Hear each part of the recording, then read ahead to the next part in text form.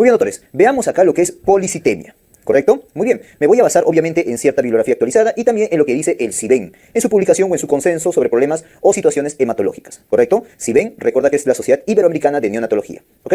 Comencemos. Doctores, lo primero que tenemos que hacer en policitemia es reconocer cuándo es policitemia. ¿Estamos de acuerdo? Muy bien. La definición de policitemia, doctores, es por un hematocrito venoso mayor de 65% o hemoglobina venosa mayor de 22 gramos por decilitro. ¿Correcto? Esa es la manera de definirlo. Date cuenta, es de vena. Ahora, doctores, esa vena, según el CIBEN, tiene que ser de muestra venosa central, ¿correcto? Tú lees el up-to-date, muestra venosa periférica, dicen, ¿correcto? Bueno, al fin y al cabo es muestra venosa. Y lo que sí están de acuerdo es que no debe ser medido de manera capilar. O sea, esto de acá es netamente venoso, ¿correcto? Ponle ahí, no capilar. Vamos a ponerlo mejor, ¿ok? Ahora sí, ¿ya? Estas definiciones, esta definición de acá, por favor, que sea no capilar. Doctor, ¿por qué? Porque mencionan, ¿no?, que la muestra capilar tiene mucha variabilidad, en un 10, 15, 20% de variabilidad, ¿ok? Entre las muestras capilares. Por lo tanto, doctores, no es confiable tomar esa. Lo que sí, claramente venoso. Oiga, doctor, y entre hematocrito venoso y hemoglobina venosa, ¿cuál es la que más se suele utilizar por consenso? La que se suele utilizar, en realidad, viene a ser hematocrito venoso. Pero ahí está igual la definición de hemoglobina. ¿Estamos de acuerdo? Muy bien. Doctor, ¿qué tan frecuente es esta? Ok, se puede presentar, doctores, dicen, hasta 5% para aquellos que viven a nivel del mar, todos los recién nacidos. Y obviamente va a ser un poco más, ¿no? Unos 5 y hasta 5% cuando viven a altura.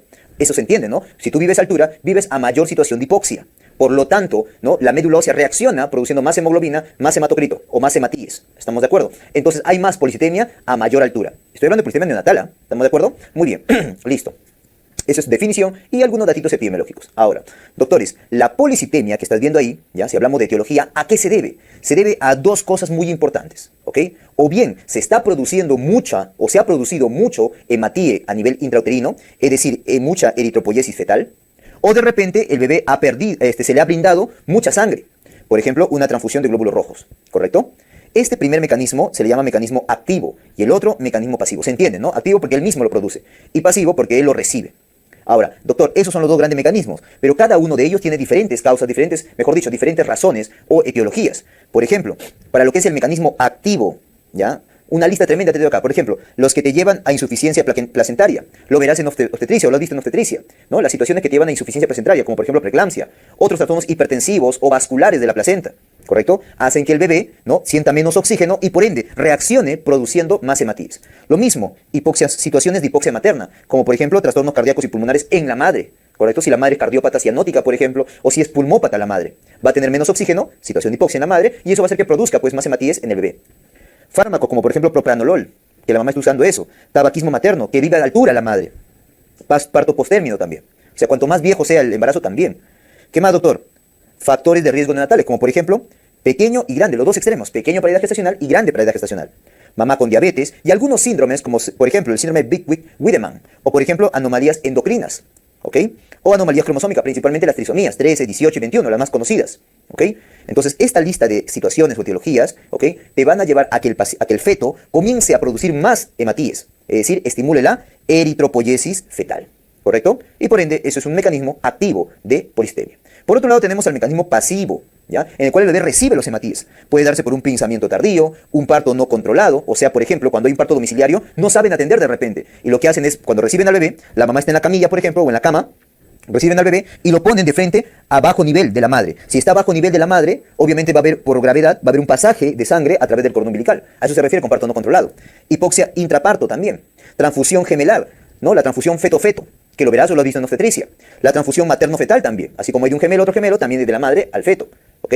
Muy bien. Entonces el bebé, en estas situaciones, está recibiendo más sangre, más hematíes. Es como una transfusión de glóbulos rojos. Es un mecanismo pasivo. ¿Correcto? Ahora, de todos ellos, ya sea activo o pasivo, ¿cuál es el más frecuente relacionado en bebés a término? El pinzamiento tardío. El pinzamiento tardío, doctores, es la causa más común en bebés a término, ¿no? Este pinzamiento tardío. Que justamente lo utilizamos o lo hacemos para evitar anemia, ¿te acuerdas? Para evitar anemia, pero a veces se demora tanto de repente que se le pasa mucha sangre, ¿correcto? Entonces el pinzamiento tardío es, pues, doctores, una manera o la causa más común de policitemia en bebés a términos, ¿ya? Muy bien. Entonces, por un lado tenemos el mecanismo activo, y por otro lado tenemos el mecanismo pasivo. Al fin y al cabo se va a producir esto, la policitemia. Ahora, vamos a la fisiopatología. Oiga, doctor, ya, hay policitemia, hay muchos hematíes, ¿correcto? Muy bien. Doctor, ¿eso qué va a generar? La base fisiopatológica de la policitemia. La sangre se pone más espesa, por lo tanto, hay hiperviscosidad, ¿correcto? Esa es la base fisiopatológica de la policitemia. Ahora, esa hiperviscosidad puede ir acompañada a veces de hipervolemia, principalmente cuando hay un mecanismo pasivo. Obvio, ¿no? Porque recibe sangre, entonces hace hipervolemia también. Entonces también puede ser una razón, un mecanismo fisiopatológico, ¿no? Pero el principal, la hiperviscosidad. Correcto. Muy bien, esa es la fisiopatología. Ahora, doctores, entendiendo eso, veamos la clínica, cómo se presenta. Lo primero que tienes que entender en la clínica es que lo más frecuente es que sea asintomático. Eso es lo más frecuente, doctores. Paciente con policitemia, lo más frecuente es su presentación asintomático. Por ahí quizá de repente la plétora se puede presentar, o sea que sea más rojito, ¿ok?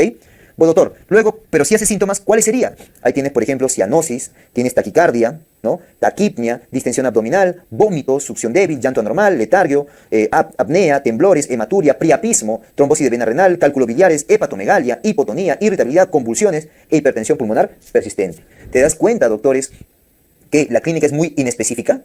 ¿Ok? Entonces tienes que apoyarte de otras cosas, apoyarte de la etiología o de los factores de riesgo, apoyarte pues del resultado del laboratorio. ¿Correcto? Muy bien. Doctor, ¿y esos cuadros clínicos por qué se explican? O esa presentación clínica. Como la sangre está hiperviscosa, está más espesa, entonces el flujo va a ser más lento. Escucha, el flujo va a ser más lento. Al ser el flujo más lento, entonces la llegada de oxígeno, la perfusión a los órganos más distales e importantes, como el cerebro, ¿ok? Va a disminuir. Entonces va a haber clínica de esto. Por ejemplo, si pasa menos sangre por el pulmón, ¿no? Si pasa menos sangre por el pulmón, el cuerpo, mejor dicho, se oxigena entonces menos sangre, ¿estamos de acuerdo? Menos hematosis. Por lo tanto, doctores, el cuerpo percibe que no hay mucho oxígeno. Entonces, ¿qué dice? Oye, tienes que respirar más. Y comienza a hacer taquipnia. Además, ahí está la causa de la taquipnia, por ejemplo. Además, al hacer taquipnia, se relaciona también a la taquicardia. ¿Correcto? Va a comenzar a hacer taquicardia. También como para manera de compensar, recuerda que el corazón es la bomba, la manera de compensar que llegue más sangre, más fácilmente la sangre a los órganos distales, porque la sangre está espesa. Ahí está la taquicardia entonces. En la parte más distal del cuerpo, como por ejemplo en las manos, puede haber cianosis, ya que al pasar lento la sangre, la sangre más o menos oxigenada va a quedarse más retenida en la parte periférica, va a ser más lento su salida, por lo tanto aparece cianosis. La distensión abdominal se puede percibir o se puede deber a la siguiente razón. Uno, a la visceromegalia, como hay hipervolemia también, ¿no? El hígado se agranda. Puede ser una causa de la distensión abdominal. Otro también es que la sangre cuando fluye por los intestinos va a fluir de manera lenta. Al fluir de manera lenta, doctores, se va a enlentecer el peristaltismo. Entonces se puede llenar un poquito de gases. Hay distensión abdominal. ¿Correcto? Entonces, al querer comer, al querer tomar su leche, no va a poder también pasar adecuadamente los alimentos. Todo va a regresar. Por eso, los vómitos también. ¿Ok? La succión va a estar débil, va a haber apneas, puede haber convulsiones. ¿Por qué, doctor? ¿Por qué problemas neurológicos? Por lo siguiente, al fluir sangre más lenta por el cerebro, puede desencadenar, doctores, zonas de hipoxia, por ende, zonas epileptogénicas y desencadenar convulsiones. ¿Correcto? También habrá temblores, hematuria, priapismo por el volumen. Cuando hay hipervolemia, ¿no? A algún lugar tendrá que ir la sangre, hace priapismo. ¿Ok? Y así, te das cuenta cómo se explica esto o bien por la hiperviscosidad o bien por la hipervolemia. La clínica del paciente con policitemia. ¿Ok? Pero recuerda, lo más frecuente es que sea, ¿qué te dije? Asintomático. Ese es lo más frecuente. ¿Ya? Muy bien. Ya, doctor. Ahora, un datito. Doctor, ¿por qué puso un reloj ahí? Normalmente, doctores, ¿cuándo suele aparecer, no? ¿Cuándo suele aparecer la clínica de un paciente con policitemia? A la segunda hora de vida. Ahí suele aparecer la clínica de policitemia. ¿Ok? Ahora, esta sobrecarga de hematíes también va a generar complicaciones. Dos muy importantes. Uno, lo que es la hipoglicemia. ¿Correcto? La hipoglicemia. Y dos, la hiperbilirrubinemia. Doctor, ¿por qué? Al haber más hematíes, la glucosa se va a consumir más, por ende predispone a hipoglicemia.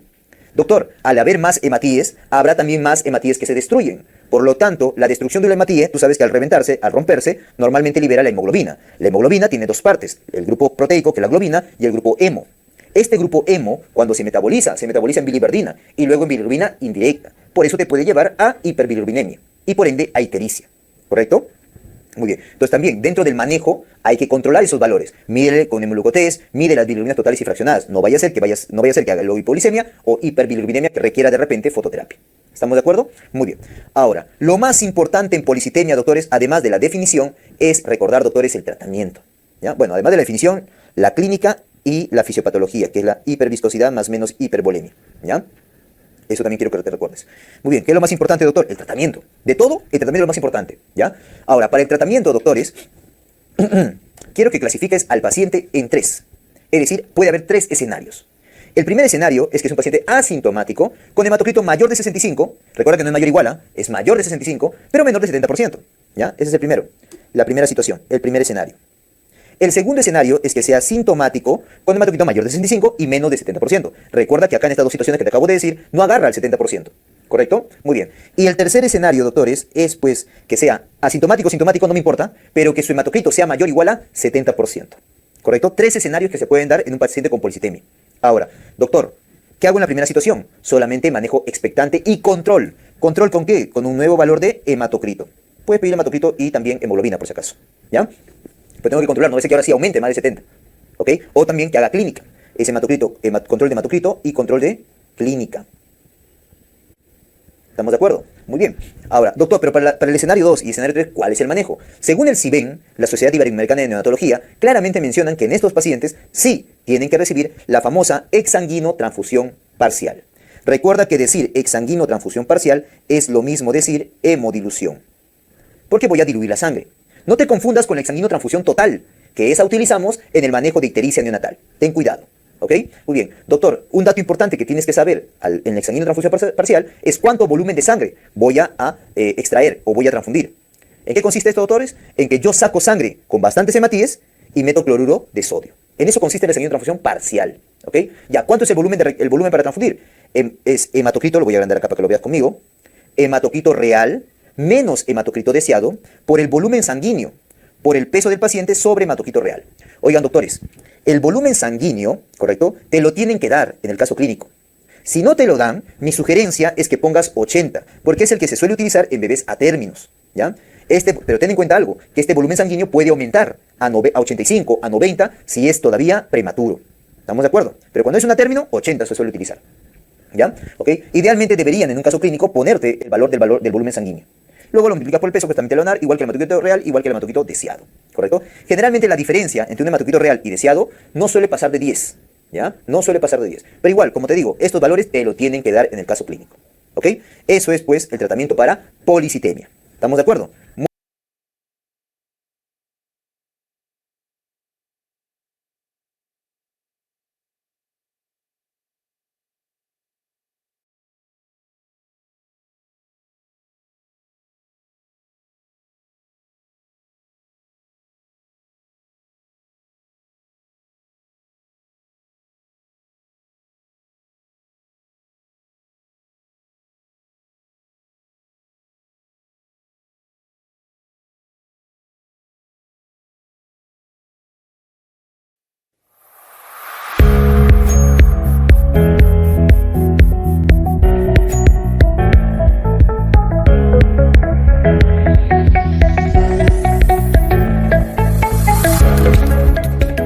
Veamos acá, doctores, anemia de recién nacido, ¿correcto? Muy bien. Lo primero que tenemos que hacer ante una anemia de recién nacido es definirla, ¿ok?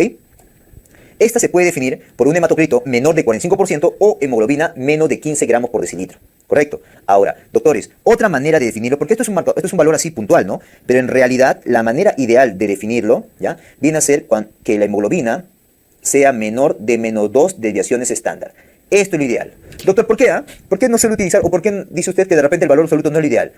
Porque, doctores, el valor de hemoglobina hematocrito puede variar, ya sea postérmino, a término, pretérmino, es decir, puede variar en base a la edad gestacional. Además, puede variar también de acuerdo al tiempo de vida. Además, puede variar también de acuerdo al peso. Entonces es muy variable. Por ende, mejor, algunos utilizamos el valor de hemoglobina menos de menos 2 desviaciones estándar. Si te preguntan puntual, menos de 15 gramos por decilitro de hemoglobina. ¿Estamos de acuerdo? Muy bien. Esa es definición. En la etiología, obviamente hay un montón, pero las más frecuentes razones de anemia de un recién nacido, ¿ok? Son estas dos. Estas son las más frecuentes. Doctor, ¿cuáles? Anemia fisiológica y anemia de la prematuridad. Doctor, ¿cómo que anemia fisiológica? Lo que pasa, doctores, es que normalmente, cuando un bebé nace, obviamente tiene hematíes fetales, hemoglobina fetal. Eso tiene que cambiar, tiene que perderse y cambiarse por una hemoglobina y una hematíe de adulto, ¿no? Entonces, esa pérdida de hematíes para recién subir ocurre ¿cuándo? En los primeros 2 a 3 meses. En los primeros 2 a 3 meses. Entonces, ahí puede haber una caída normal, esperada, fisiológica, de la hemoglobina. ¿Correcto? Y el otro es la anemia de la prematuridad. Esa, pues sí, debido a que el prematuro, y ahí hay muchos factores, ¿no? De base porque ya es prematuro, el mismo hecho de ser prematuro es porque ha quedado menos tiempo en el embarazo, por ende menos tiempo de producción de hematíes, anemia. Y lo otro también es porque el prematuro tiene menor cantidad de eritropoyetina. ¿Correcto? Muy bien, entonces ahí está. Pero no son las únicas, son las más frecuentes, pero no son las únicas. ¿Cuáles otras? Por ejemplo, veamos, mira, aquellas que te llevan a pérdida de sangre, ya sea antes, durante el parto o en el periodo neonatal. Antes o durante el parto, por ejemplo, una hemorragia placentaria, un DPP, un abrupto placentae, ¿correcto? Una placenta previa, una hemorragia de cordón umbilical, por una vasa previa de repente. Una hemorragia fetal, ya sea por transfusión de feto-materna, feto-placentaria, feto-fetal o iatrogénica. ¿Ok? O sea, cuando aplicas transuterino. Periodo neonatal, por ejemplo, los trastornos hemorrágicos de recién nacido, ¿no? Por la falta de vitamina K. Hemorragias intracranianas, por ejemplo, la principal, hemorragia intraventricular. Cefalohematomas, hemorragias subgaleales o algunos caput que se llenan de sangre. A eso le llaman caput hemorrágicos. Retroperitoneales, renales, suprarrenales. Rotura hepática, esplénica por un parto traumático probablemente. Gastrointestinales, de repente en un prematuro, ¿correcto? En el contexto de una enterocolitis necrotizante. Umbilicales por una mala cicatrización del cordón umbilical o porque se ha infectado de repente. Iatrogénicas, porque de repente, doctores, le has pedido tantos exámenes laboratorios que ya les cambió la sangre. ¿Ok? Sobre todo en prematuros. Otras razones son el aumento de la destrucción de hemátides. Ahí tenemos, por ejemplo, las anemias hemolíticas inmunes. Tenemos anemias hemolíticas congénitas, como por ejemplo, no lo sé, pues talasemias de repente. ¿Ya? Infecciones, como por ejemplo sepsis, ¿no? Los mismos TORCH que también te pueden llevar a anemia. Alteraciones mecánicas, por ejemplo, las anemias hemolíticas microangiopáticas en el contexto de una coagulación intravascular diseminada. Dentro de un hemangioma. Tú sabes que esta tumoración, el hemangioma, ¿no? Está lleno de sangre. Y ahí hay una malformación. Por ende, cuando los hematíes pasen, se van a romper. ¿Ya? Carencia de vitamina E también, mira. Metabolopatías, galactosemia, osteopetrosis, por ejemplo. Anemias hipoplásicas, o sea, porque la médula ósea está trabajando menos. Por ejemplo, anemia hipoplásica fisiológica que se puede dar. Acá sería anemia aplásica congénita o anemia plástica secundarias. Hay infecciones, por ejemplo. Entonces hay una lista tremenda de causas, pues, doctores, que te llevan a anemia de recién nacido. Pero obviamente las más frecuentes recomendadas a recordar es anemia fisiológica o anemia de la prematuridad. ¿Correcto? En la clínica, doctores, es una anemia, ¿no? Entonces la anemia, tú ya la conoces, palidez, taquicardia, fatiga, cansancio, ¿no? Entonces simplemente para señalar algunas cositas. Se dice que la clínica más frecuente viene a ser la palidez de piel y mucosas. Ahora, si el sangrado fuera agudo, te van a contar que el paciente hace signos de descompensación hemodinámica, como taquicardia, taquipnia, hipotensión, shock, hipoperfusión, en situaciones agudas. Como por ejemplo, en una hemorragia intraventricular, puede llevarte a eso. O en situaciones crónicas, ¿no? Que poco a poco se establece la anemia. Síndrome anémico, ¿no? Palidez, por ejemplo, ¿no? Cansancio, fatiga, no puede lactar adecuadamente, duerme más de lo debido, ¿ya? O hemolíticas, ¿no? Aparecerá ictericia, aparecerá visceromegalia, ¿no? Como modo de respuesta de la hematopoiesis, ¿ya? Esto es muy fácil, no hay vuelta que darle acá. Los exámenes obviamente van a ir dirigidos a buscar la anemia y a buscar la causa. A buscar la anemia, hemoglobina hematocrito. Para buscar la causa, bilirrubinas, para ver si está hemólisis. Reticulocitos, para ver si hay hemólisis, los reticulocitos estarían elevados. Lámina periférica, de repente, para ver una anemia hemolítica microangiopática, para ver los esquistocitos, que son los hematíes fragmentados. El test de Coombs, para ver, doctores, si es autoinmune. Si es Coombs positivo, directo en el bebé, ¿ok? Sería, pues, un autoinmune. Test de Clay-Haur, que es para buscar en la madre, ¿no? Sangre fetal.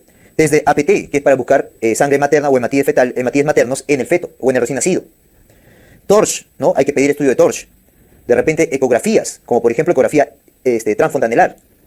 Estudio de médula ósea y etcétera, etcétera. Y así, dependiendo de la causa. ¿Correcto? Muy bien. El tratamiento, doctores, primero hay que recordar lo que es la prevención. Recordemos que en la atención de recién nacido, ¿no?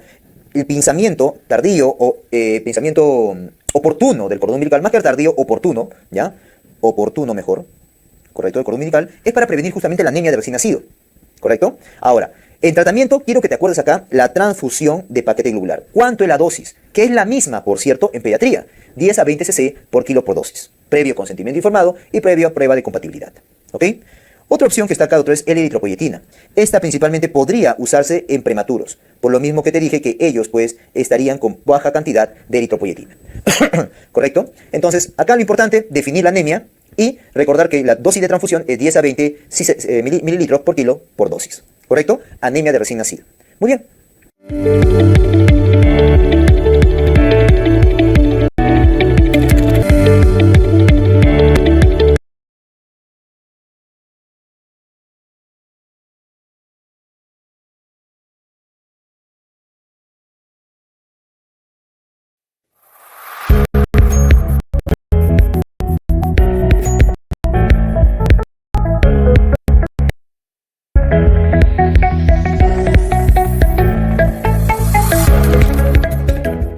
Veamos, doctores, lo que es plaquetopenia.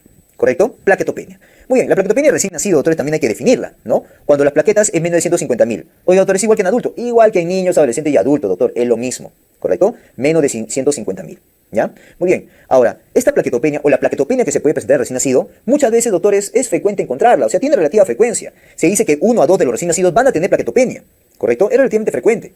Oye, doctor, pero yo no recuerdo que mi rotación de neonatología haya visto tanta plaquetopenia. Lo que pasa es que muchas veces son leves a moderadas y no genera mayor repercusión clínica. Y que además son autolimitadas. Tienen un tiempo de resolución de 7 días. O sea, a la semana ya se está resolviendo esta plaquetopenia, ¿no? Y muchas veces, pues casi siempre, no requiere un manejo de transfusión, por ejemplo. No lo requiere, ¿ya?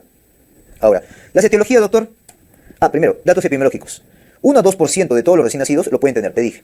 ¿Ya? Es obvio y entendible que a menor edad gestacional habrá mayor cantidad de plaquetopenias. Es obvio, es directamente proporcional. ¿Correcto?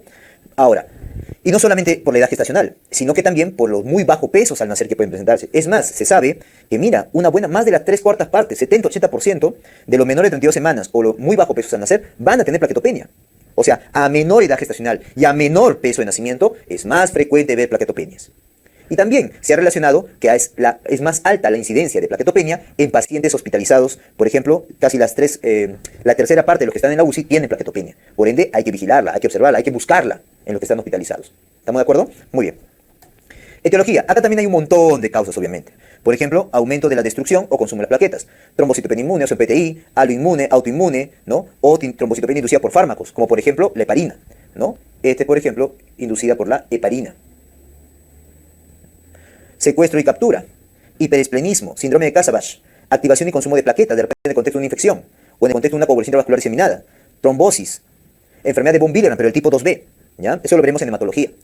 O de repente debido a una disminución de la producción de plaquetas, o sea, problema en la médula, trombocitopenias congénitas, supresión de la médula por fármaco de repente, trastornos infiltrativos de la médula, como por ejemplo infecciosos, por TORCH, por ejemplo, preeclampsia, y otras causas misceláneas, como por ejemplo las infecciones, asfixias, diluciones, etcétera, etcétera, etcétera. ¿Correcto? Entonces, hay varias causas de plaquetopenia, obviamente, pero es común encontrarlas en neonatos, sí es relativamente común, ¿correcto? Solamente que pasan desapercibidas, ya que son autolimitadas y muchas veces leves, no hacen clínica. Pero si hicieran clínica, doctores, ¿ya? ¿Qué clínica hicieran? Recuerda, por fisiología de hemato, tú sabes que la hemostasia se divide en dos partes, hemostasia primaria y hemostasia secundaria. Los protagonistas, las vedettes de la hemostasia primaria, son las plaquetas, ¿correcto? Y, doctor, si hubiera un problema de hemostasia primaria, o sea, plaquetario, también vascular, ¿ya? ¿Qué clínica haría? Clínica de trastorno de hemostasia primaria. ¿Y cuál es esa? Sangrados superficiales, lo que tú puedes ver rápidamente. Petequias, equimosis, epistaxia, gingivorragia, en este caso sangrado de cordón umbilical. ¿Correcto? En casos extremos, sangrados internos, pero extremos, ¿ok? Petequias, entonces mira todo lo que puede tener, ¿no? Petequias, equimosis, cefalohematoma, sangrado del cordón umbilical, sangrado de sitio de punción, por ejemplo. Van a sacarle muestras si está sangrando, ¿correcto? Entonces es lo que podría verse en estos pacientes, ¿ya? Exámenes. Obviamente el examen va dirigido a la búsqueda de las plaquetas. Un hemograma completo que te va a ayudar también para ver cómo están los leucocitos, ¿ok? Y la hemoglobina. Y otros exámenes ya dependiendo de lo que tú estás buscando. De repente un perfil de coagulación para ver si está en una coagulación intravascular diseminada, ¿correcto? Y así, ¿ok? O estudios de repente para buscar otras enfermedades, enfermedad de von Willebrand, por ejemplo, ¿no? Para ver la prueba o otras enfermedades también, ¿ya? Entonces hay varios exámenes que se puede pedir, ¿no? No hay mayor cosa en realidad ver el conteo de plaquetas. Tratamiento, ya. La mayoría, como te dije, se resuelve la primera semana, así que muchas veces es manejo expectante. Muchas veces eso. Pero si vas a transfundir, ¿cuándo transfundiría? La indicación, hay varias indicaciones, no me parece importante detallarlas porque es un montón. Pero en general, lo que te puedo decir es lo siguiente, y eso debes acordarte. Tú transfundes con plaquetas a una plaquetopenia cuando dicha plaquetopenia se asocia a sangrado. Plaquetopenia más sangrado, indicación de transfusión. Y la dosis es igual que en pediatría, o para los menores de 10 kilos. 10 a 15 cc por kilo por dosis. ¿Es lo mismo que en pediatría, doctor? Sí, te acabo de decir lo mismo. En pediatría tenemos la regla general. Dividimos a los pacientes, pediatría, dividimos a los pacientes por peso, si es menor de 10 kilos o si es mayor de 10 kilos. Si es menor de 10 kilos, le damos 10 a 15 cc por kilo por dosis, ¿ya? Y como los neonatos suelen ser menor de kilos, pues lo mismo, 10 a 15 cc por kilo por dosis. Ahora, doctores, en pediatría, si es mayor de 10 kilos, es una unidad de plaquetas por cada 10 kilos. Si pesa 20 kilos, le das 2 unidades. Pesa 30 kilos, 3 unidades. Doctor, porque así me preguntan. Doctor, tiene 27, 28 kilos. ¿Cuánto le doy? Dale 3, pues, 3 unidades. ¿Estamos de acuerdo? No te pelees en eso. ¿Estamos de acuerdo? Muy bien. Eso entonces es plaquetopenia del recién nacido. ¿Ya?